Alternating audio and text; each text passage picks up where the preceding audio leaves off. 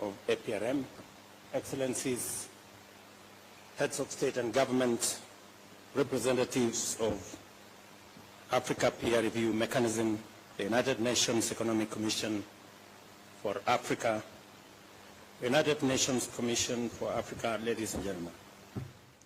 The time has come to rewrite our history and reclaim our narrative and charge the African Renaissance forward.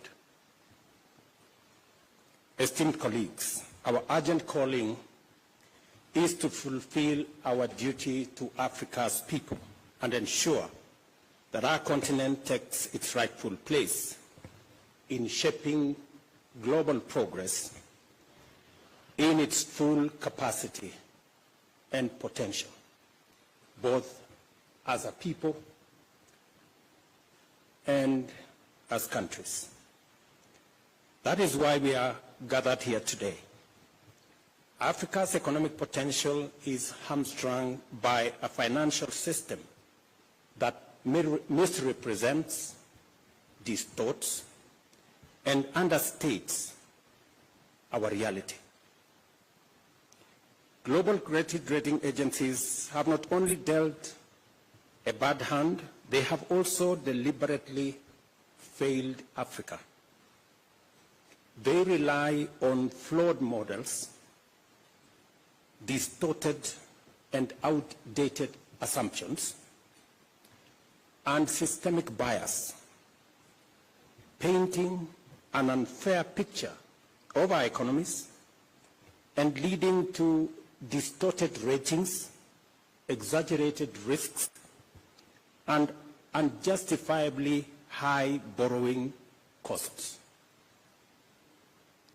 Let me say this again. Global credit rating agencies have let us down. They continue to rely on very flawed models and outdated assumptions. And the whole system is also biased. The result is that they paint a very unfair picture of our economies, and this has devastating effects because it leads to distorted ratings of what the situation really is. And it also leads to exaggerated risk of our countries and our continent, and obviously that leads to very high borrowing costs.